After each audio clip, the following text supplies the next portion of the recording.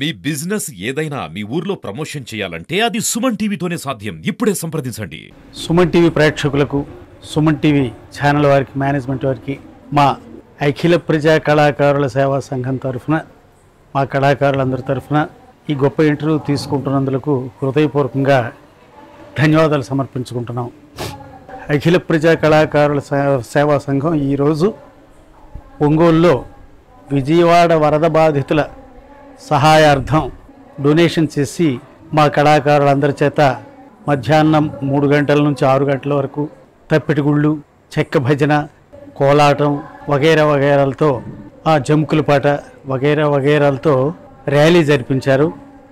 ఇక 7 గంటల నుంచి, రాత్రి 7 గంటల నుంచి గయోపాఖ్యానం యుద్ధసీను, నేను కృష్ణుడిగా, మంగాదేవి గారు అర్జునుడిగా, అదేవిధంగా జబర్దస్త్ అప్పారావు గారు, రత్నశ్రీ గారు వగైరాలతో చింతామణి నాటకంలో ఉంగరాల సీను, తరువాత లవకుశులు శ్రీరాముడు, వాల్మీకి, సీత వీరితో కొన్ని దృశ్యాలు ప్రదర్శన చేసి వచ్చిన డొనేషన్స్ వరద బాధితుల సహాయార్థం సీఎం గారి రిలీఫ్ ఫండ్ గురించి ద్వారా ఇద్దామని సంకల్పం చేసి ఇక్కడ ప్రదర్శన చేయడానికి మేమందరం వచ్చాము. ఈ విషయంలో ఒంగోలుకు సంబంధించిన కళాకారిణి బోను దుర్గ గారు చాలా శ్రమ చేసి, సాహసం చేసి ఇంత కార్యక్రమాన్ని ఆమె ఒక్క చేత్తో నిర్వహించడం అంటే నిజంగా మాకెంత గర్వకారణం, చాలా ఆనందదాయకంగా ఉంది. ఏ ఆర్టిస్ట్కి ఎలాంటి లోపాలు లేకుండా చూసి చక్కని కార్యక్రమాన్ని ఏర్పాటు చేసి వరద బాధితుల సహాయార్థం ఆమె చేసిన కార్యక్రమానికి నిజంగా ఆమెకి, నేను పెద్దవాడిని, ఆమె చిన్నావిడైనా తల వంచి పాదాభివందన చేయవలసినంత కార్యక్రమం చేసింది. నిజంగా కళారంగమే ఆమెకు చాలా రుణపడి ఉంటుందని భావిస్తున్నాను. అలా కళాకారులు ఏ జిల్లాకు ఆ జిల్లా ఇలాంటి సమయ సందర్భాల్లో కృషి చేస్తే కళారంగం కూడా బాగుపడుతుంది. అదేవిధంగా ఇలాంటి బాధితులకు కూడా సహాయం చేసిన సంతృప్తి మాకు కలుగుతుంది. ఎందుకంటే కళాకారుని పోషించింది ప్రజలు. ఆ ప్రజలు బాధపడుతుంటే ఆదుకోవాల్సిన బాధ్యత మాకు కూడా ఉంది. కాబట్టి ఏదో మాకు తోచిన సహాయాన్ని చేసినందుకు మేము కూడా చాలా సంతృప్తి పడుతున్నాం. అయితే ఈ విషయంలో నేను ఈ సంవత్సరం సీఎం రిలీఫ్ ఫండ్కి నా ఒక్కడనే ఒక 2 లక్షలు ఇవ్వాలని నేను నిర్ణయించుకున్నాను. అయితే అదేవిధంగా కరోనా సమయంలో కూడా వైఎస్ఆర్ ప్రభుత్వం, జగన్ గారి ప్రభుత్వానికి కూడా 2 లక్షలు సీఎం రిలీఫ్ ఫండ్కి ఇవ్వడం జరిగింది. అంటే ఇది నా గొప్పతనానికో ప్రచారం కోసం నేను చెప్పుకోవడం లేదు. గోపాలరావు గారు ఇచ్చారు అంటే మరికొందరు కళాకారులకి, నాలాంటి కళాకారులకి అది స్ఫూర్తి కలిగి ఇలాంటి కార్యక్రమాలు చేస్తారు అనే ఉద్దేశంతో మాత్రమే నేను చెప్తున్నాను. అదేవిధంగా అప్పుడు కరోనా సమయంలో సుమారు ఒక 100 మంది కళాకారులకు, ప్రతి జిల్లాలో ఒక 10 మందిని ఎంచుకొని 2,000, 3,000 తగినట్టు నేను సహాయం చేశాను. అది నా ధర్మం. దానివల్ల ఇది ప్రచారానికి కానీ కాదు, కేవలం కళాకారులు ఇబ్బంది పడుతున్నారనే ఉద్దేశంతో మాత్రమే చేశాను. అయితే ఇంకొక విషయం ఏమిటంటే, కరోనా సమయంలో మా కళాకారులు పడిన ఇబ్బందులు ఎవరు కూడా పడలేదు. ఎందుకంటే గత ప్రభుత్వం కళాకారులు మాత్రం పూర్తిగా విస్మరించింది. ఎందుకంటే కరోనా సమయంలో అందరికీ ఏదో ఒక రకంగా ఆర్థిక సహాయం చేసింది, కానీ కళాకారులు మాత్రం మరి ఎందుకు విస్మరించిందో మాకు అర్థం కాలేదు. వీటన్నిటికంటే ప్రధానమైన విషయం చెప్పాలంటే, అసలు చింతామణి నాటకాన్నే బ్యాన్ చేశారు.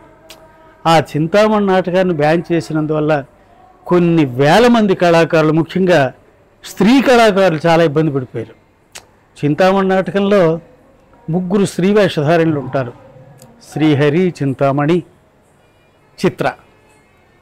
అలాంటి కళాకారులు ఎంతమంది ఇబ్బంది పడ్డారు. అందరూ పేద కళాకారులే. చింతామణి మెయిన్ వేషం కాబట్టి ఆ వేషం వేసిన వాళ్ళు కాస్త ఎలాగో ఒకలాగా మళ్ళీ చంద్రమతులు వేసో ఏదో ఒకటి ఆ కళారంగంలో నిలదొక్కున్నారు తప్పితే, మిగిలిన శ్రీహరి వేసిన ఆ పాత్రధారణలు చిత్ర వేసిన పాత్రధారణలు చాలా ఇబ్బంది పడ్డారు. చాలామంది ఏమి చేయాలో పాలుపోక, నిజం చెప్పాలంటే ఇది అతిశయోక్తి మాత్రం కాదు, కొందరు కళాకారులు ఆ సమయంలో చాలా చనిపోయారు కూడా. అది ప్రభుత్వం మరి ఎందుకు చేసిందో మాకు అర్థం కాలేదు. అయితే ఒకటి, ఈ చింతామణి నాటకంలో మేము చేసిన చిన్న తప్పు కూడా ఉంది.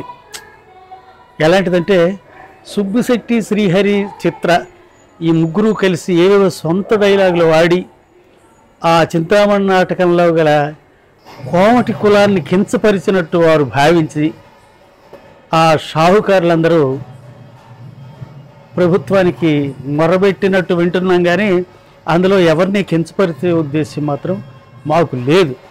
అయితే కించపరిచే ఉద్దేశం ప్రభుత్వం కానీ ఆ సామాజిక వర్గం కానీ భావించారు కాబట్టి మేము కూడా ప్రభుత్వం ఆలోచించి ఇలాంటి వల్గర్ డైలాగులు, ఇలాంటి వల్గర్ సంభాషణలు లేకుండా పుస్తకంలో కాళ్ళకూరి నారాయణరావు గారు రచించిన మాటలతో మాత్రమే మీరు ప్రదర్శించాలి. ఇంకా అనవసరమైన డైలాగులు పెట్టకుండా మీరు నాటకాలు ఆడుకోండి.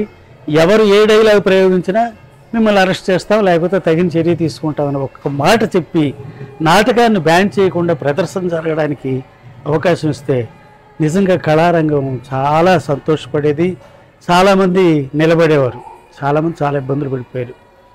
ఇప్పటికైనా ప్రభుత్వం ఆలోచించి ఆ చింతామణి నాటకాన్ని బ్యాన్ తీసేసి ఫుల్ ప్రదర్శన జరిగే ఏర్పాటు చేయాలని కోరుకుంటున్నాం. మేము తప్పకుండా మీరు ఒక్క ప్రభుత్వానికి మనవి, మీరు ఒక షరతు మాత్రం పెట్టండి, ఏ సామాజిక వర్గానికి కూడా ఇవి బాధ కలిగించని డైలాగ్స్ మాత్రమే వాడి ప్రదర్శించాలి. మీరు ఏమాత్రం బాధ కలిగించినా మళ్ళీ తొలిగైతే మీకు పడుతుందని ఒక్క ఆర్డర్ జారీ చేస్తే మా వాళ్ళు నిజంగా చక్కగా ప్రదర్శిస్తారు, జాగ్రత్త పడతారని ప్రభుత్వానికి ముఖ్యంగా నేను అందరి తరఫున మనవి చేస్తున్నాను. కళారంగం కళాకారులు ఎక్కడైతే నిలబడుతుందో, ఎక్కడైతే కళాకారులు సంతోషంగా ఉంటారో ఆ ప్రాంతం అంతా సుభిక్షంగా ఉంటుందని ప్రతీతి, అది నిజం కూడా. మన సంస్కృతిని నిలబెట్టవలసిన బాధ్యత ప్రభుత్వాల మీద ఉన్నాయి. అయితే ఇంతవరకు ప్రజలు దాన్ని నిలబెడుతున్నారు కానీ ప్రభుత్వాలు పూర్తి చర్యలు తీసుకోలేదు. దానిలో కొంతవరకు చంద్రబాబు నాయుడు గారి ప్రభుత్వం సక్సెస్ అయ్యింది, చేశారు. ఇంకా ఇప్పుడు చేయవలసిన బాధ్యత కూడా ప్రభుత్వాల మీద ఉంది. కాబట్టి నా మనవి విని ఈ కళారంగానికి తగిన ప్రోత్సాహాన్ని, అంటే కళారంగానికి ప్రతి దేవస్థానంలో కూడా ప్రదర్శనలు కల్పించి ప్రభుత్వ పరంగా దానికి తగిన పారితోషికాన్ని ఇచ్చే విధంగా ఏర్పాటు చేయాలి. నాటక అకాడమీని మళ్ళీ పునరుద్ధరించాలి. ఏ విధంగా కృషి చేయాలో ఆ విధంగా దాన్ని ఆలోచించి చేయాలి. ఇది మన సంస్కృతి.